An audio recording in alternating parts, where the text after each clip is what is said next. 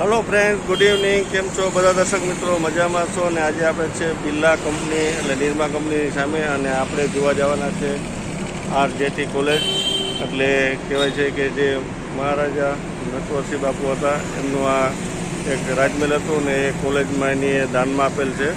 તો આપણે હવે જોશું કે એમાં કઈ રીતના બધું નવું બાંધકામ થાય છે।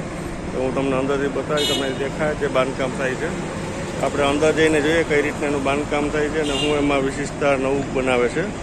તો આપણે જઈએ હવે આરજેટી કોલેજ અંદર જોવા માટે।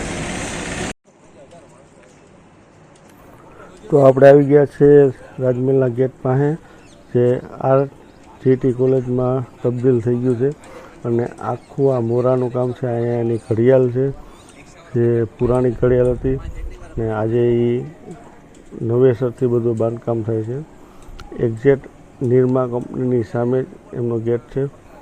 તો જૂનો મહેલ છે એ છાયામાં હતો, જે નટવરસિંહ બાપુનો, અને આ નવો મહેલ છે અને બીજો એક રાજમહેલ છે એ ચોપાટી ઉપર છે।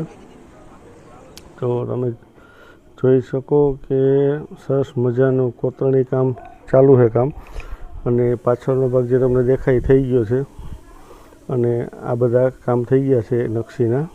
અહીંથી આગળનો ભાગનું જે કામ છે એ બાકી છે, ત્યાં મોટા મોટા ઝુમરને છે ને જવાની મનાઈ છે ને હું તમને બતાવે, પણ આપણે જઈએ પાછળ અને જોઈએ કઈ રીતના એનું કામકાજ કર્યું છે, કોતરણીનું કામ કઈ રીતના કર્યું છે અને જૂની ટાઇલ્સ। હવે આ તમે જોઈએ નકશીનું કામ હાલે છે। તો તમને ઝૂમ કરીને બતાવું કે કઈ રીતના નકશીનું કામ હાલે છે। આ ભાઈ જો બહારથી બધા આ લોકો જે જૂના જૂના રાજમહેલો હોય છે એના કામ કરતા હોય છે, તો આ લોકો જ કરી શકે આ કામ। અને ખાસ મટીરિયલથી આવું એક લાપી જેવું તત્વ બનાવવામાં આવે, લોખંડ જેવું, અને એને પછી જૂનું જે બાંધકામ હોય એમાં એના નકશી કરતા હોય આ લોકો। તો એક એક નકશીના કહેવાય કે 3-4 લાખ રૂપિયો થાય છે। અને આ ટાઇલ્સ છે જે રજવાડા ટાઈમમાં વિદેશથી આયાત કરેલ છે। તો તમે ટાઇલ્સ જોઈએ કોઈ ગટારના આ ટાઇલ્સ મળે પણ નહીં, અને આખો અગાસીનો વ્યૂ છે। આ નકશી તમે જો કઈ રીતના ઝીણી ઝીણી કોતરણી બારીકાઈથી આખું કામ કરેલ છે। અહીંથી આખો તમને વ્યૂ દેખાશે, જે આ પાછળનો ભાગ છે જે કામ ચાલુ છે, આ પાછળનો ભાગ છે એનું કામ ચાલુ છે, બગીચો છે। આખું નવું સમારકામ, એટલે કે એકથી બધું કામ જેવું હતું એવું જ રૂબરૂ બનાવવામાં આવે છે। તો અવશ્ય આવજો બધા લોકો અને મુલાકાત લેજો, જોવા જેવું છે। અને આ તમે જો આ પાછળનો ભાગ છે જે કામ થઈ ગયો છે। હવે આપણે એ જોવા જઈએ એના ઓરડા, એના રૂમ।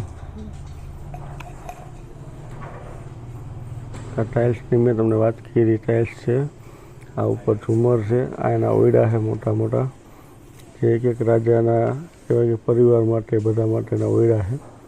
અહીંયા એ લોકો રહેતા ને સરસ મજાનું એમ કહેવાય કે જેમાં ફર્નિચર ને બધું રાજમહેલ ટાઈપ બધું આવી જાય તો એકદમ મસ્ત લાગે।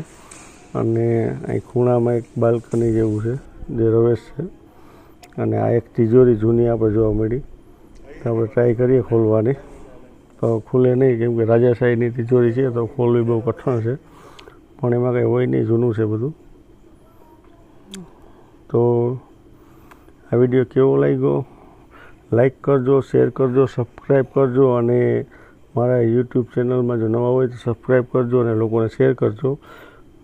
અને આપણા મિત્ર છે જેને રાજમહેલ જોવા માટેની એક ખ્વાહિશ હતી તો આજે પૂરી થઈ ગઈ, અને મેં પણ તો ઘણીવાર જોયું છે, પણ બહુ મસ્ત।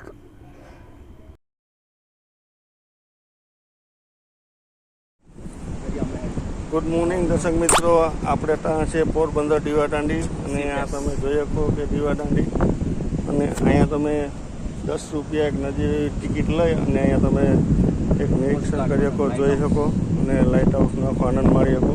અને અહીંથી તમને બતાડી કે આ સમુદ્ર છે પોરબંદરનું, અને અહીંથી તમે આખો વ્યૂ જોઈ શકો અને ફોટાશૂટ પણ કરી શકો। તો બધા લોકોને, પોરબંદર અને આજુબાજુમાં રહેતા બધા લોકોને અહીંયા જોવાની છૂટ છે, બધા લોકો આવી શકે છે અને માત્ર 10 રૂપિયા ટિકિટ દઈ અને તમે આખો નજારો જોઈ શકો. અહીંથી બગીચો ઘણું બધું જોવા જેવું છે.